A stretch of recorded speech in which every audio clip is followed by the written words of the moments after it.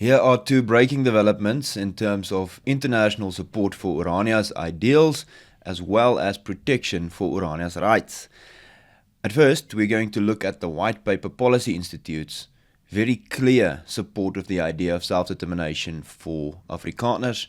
White Paper Policy Institute based in the United States, which is a research institute, and they have committed an entire set of articles to the idea of Afrikaner self-determination, citing Orania directly.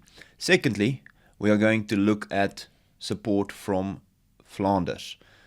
In Belgium, the Flemish people are very vocal about support for Orania and the right to self-determination in terms of Section 235 of the Constitution, and that we will see when we get to that point of this conversation, where Flemish parliamentary members acted on behalf of Afrikaners over there. I'm Joost Strydom, this is Frans the Klerk, and we are your hosts for the next 30 minutes or so. We are also part of the Orania Movement. Now, what the Orania Movement, what our organization does is share the idea of Orania. We share the message of Orania. We tell the world about what Orania is, what our ideals are, and where we are going. And so it is always nice to see the fruits of our labor in that sense, of people supporting Orania, understanding the idea through constant conversation, through meeting up with people, through sending delegations to other countries and receiving delegations here in Orania as well. But what is almost sweeter to notice is when people realize what Orania is about without having some form of discussion beforehand. And that is something, that's a tendency I've seen over the last couple of years. After 35 years of Orania's existence, Orania being under regular scrutiny and some media blogs and things that are unfavorable to us, it's nice to see the tendency of the perceptions is starting to shift to understanding the more nuanced things about Orania. But then the White Papers Policy Institute that says that they are doing research and publishing articles and things like that for Western interests, also writes very positively about Orania and the support that they feel that Afrikaners should receive in South Africa. This is specifically from the United States, and we know that the United States have shown incredible support for Afrikaners in South Africa, especially through the refugee program.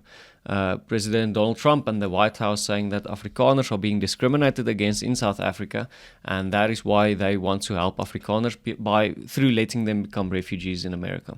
Frans, I think the concern that we have, though we are thankful for the opportunity that Afrikaners can take that ticket out of some of the chaos here and some of the risks maybe that they face, whether that be economic, political or violence risks, with government officials, not government officials, members of parliament chanting "kill the boer, kill the farmer."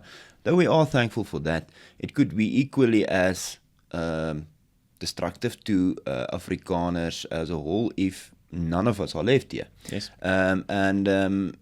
We as a people will stop existing, and there will be Afrikaners in the United States who become Americans with Afrikaner heritage, as Roman Kabanak recently stated. But you have this article open in front of you of the White Papers Policy Institute, where they very clearly state that they come to the same conclusion as Orania in a sense, and that is that a people need a place. Yes. People need a place, and they make an appeal to the United States government that such a place for Afrikaners needs to be recognized. Yes, exactly. So for anyone who wants to go to live in America, they will have to integrate within American society, which is perfectly fine and rightfully so.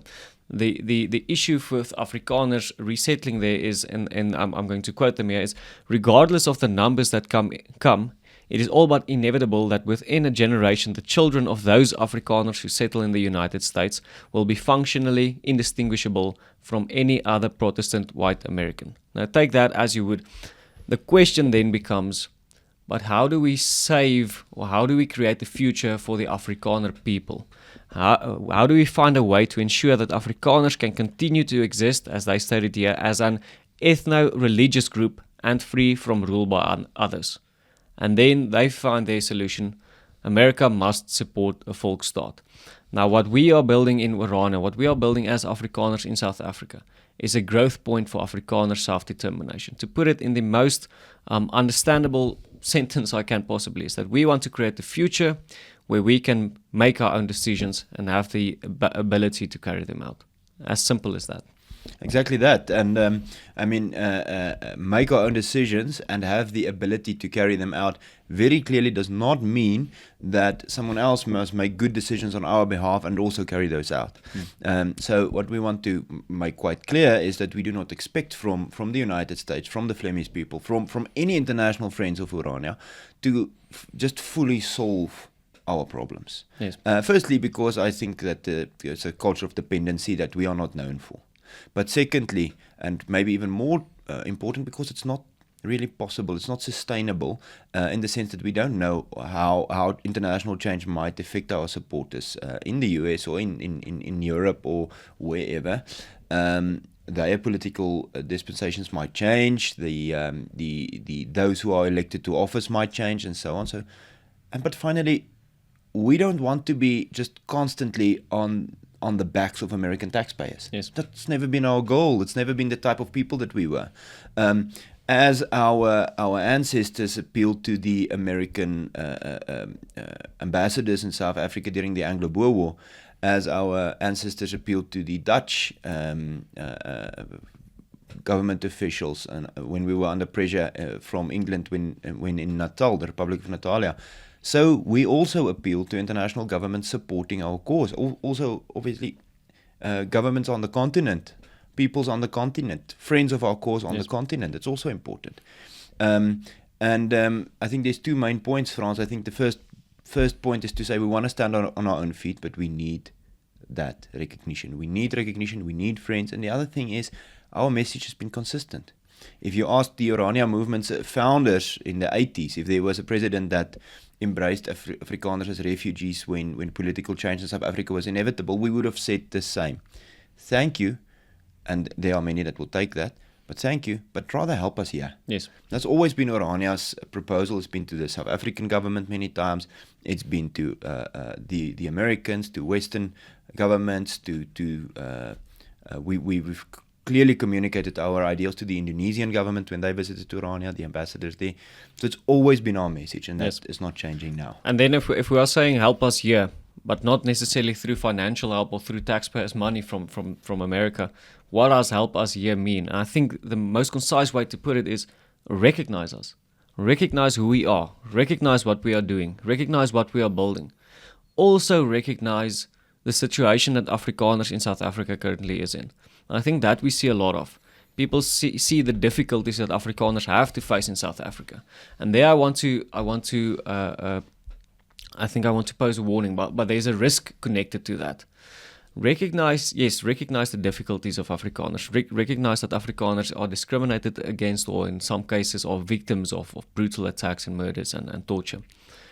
But be careful not to make Afrikaners addicted to a victim mentality. Recognize also what we are capable of. Recognize also what we have done in the past and what we are currently doing. Recognize that we can build a future for ourselves. Here behind us is the flag of the small giant, the little giant here in Orania. He's standing on his own 2 feet. He's looking up towards the future, and he's rolling up his sleeve because he knows that he can build a future himself. He recognizes what his ancestors have done and what he can do forward. So help us through supporting us, telling the world what is going on in South Africa, but also telling the world that Afrikaners do have a solution for their own problems. And that is the way that you want to support us. That would be my message to our international friends. And we've seen such support. I mean, even just the Trump administration mentioning Afrikaners by name, we have communicated multiple times. We think that's a very positive thing. That's also recognition once again, right? Absolutely. Because the word Afrikaners, what happened to that in the past couple of 30 years, I would say? The word Afrikaners almost got replaced with South Africans. It was lost. So simply by using that vocabulary once again, it's a recognition for Afrikaners. Absolutely, and that we see as a big positive. But then we are very thankful for think tanks appealing to government, saying that more structural recognition is necessary. How does that look? Well, Frans, I think if we look at this as an example, you reference recognition, and putting on the pressure on those who wish us harm. You know, having those turn down the lights meetings to recognize that Afrikaners are getting viewed a certain way in South Africa and putting pressure on the radicals who wish us harm. That's good. The second step is then more political recognition of a solution, and then I would say more formal political recognition and economic investment. Yes. Not handouts.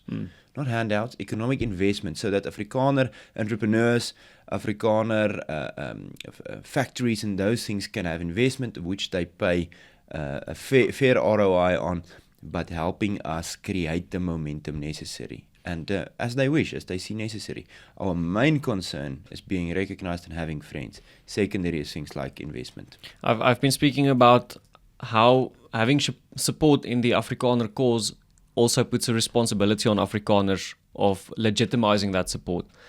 The nice thing about investment, when speaking against handouts, is investment also recognizes a responsibility. If your investment, if there's not, it's long term. If there's not a return on investment, you simply take it away. The thing about handouts is you keep giving and there's no responsibility after a while. And that is why Afrikaners also are not fond of handouts. I don't think we really want handouts. It's not a good system. It's not a good system. It's not sustainable. The other nice thing, and you've spoken about political support as well, and this is what we have seen in the Flemish Parliament. A friend of Orania and a Flemish member of Parliament defending Afrikaners' rights in South Africa. He's also a friend of Orania. He has visited Orania once or twice, or I think maybe 3 times already. And what's happening in South Africa, Section 235, which recognizes the right for cultural groups to it recognizes self-determined. Let me get this right. Section 235 recognizes the right to self-determination for different cultural groups in South Africa. There is the MK party, which is an extremist party in South Africa, has asked that right has to be removed. Obviously, Afrikaners have reacted against this move of the MK party, but now we are also seeing our friends in our international friends, as in the Flemish Parliament, reacting positively or reacting against this move to scrap Section 235. That is political support. That is, you've mentioned this as well, that is almost like governments or parliaments in other countries stepping up for Afrikaner rights more than the parliament in South Africa is doing. Yeah, we see, well, first of all, our friendships with international groups, parties, supporting mechanisms have always been very valuable to us. And we've mentioned that the 5 years, the 10 years, the 15 years of Orania liaising internationally and locally, don't forget that. But that liaising there's now an ROI on that. We see a return on that investment. We had to go meet with our French and Flemish Parliament. We had to make these moves. Obviously, we're not doing that just to get something back. We have a friend in Christoph Slagmulder. We have a friend in Johan Dekmijn, Tom van Grieken, the leader of Vlaams Belang in Belgium, the leader of that party, people who supported us. But all of that liaison was made possible by our members, by our supporters, by those who donate to the Orania movement, making it for us, giving us the opportunity to liaise internationally, visiting representatives of the White Papers Policy Institute. Me and Ernst Roots met with Cyan last year not last year.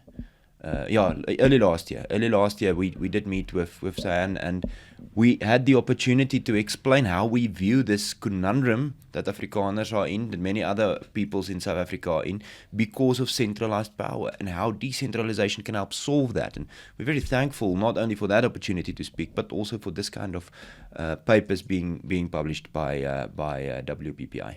It is incredibly fulfilling to see that our international friends look at Orania, which is still a small and developing community, but they see a solution, a long-term solution for Afrikaners in South Africa. For me, that is a success of Oranians and our organization, but even more so, it's a success that each Orania supporter shares together. for every paying member, for every donation, for every person that supports us watching these videos or spreading our message through social media and the comment sections. These are the successes that we see. Is these international publications, these international friends or international politics, Orania being on the main stage of international politics. That is the successes that we can see, and for that we are incredibly thankful. Now I want to ask that while we are seeing this wave of, I want to say, success, let that motivate us. Let's ride this wave. Let's take it as far as we can. Let's not lose momentum while we are at the apex of this wave. Yes, and on that note, if you want to support this course, please see some of the links in the description. We are thankful for everyone already supported to this point. We have some more international travels in mind. Might not be on the short term, but we need to get to our friends. We need to spread this message. We need to get more infrastructure development. So we want to thank everyone. Thank you to the White Paper Policy Institute. Thank you to Vlaams Belang, our great friends in Belgium, and then from me, Joost Strydom. And for me, Frans de Klerk. We thank you very much for watching and participating. Till next time. Thank you.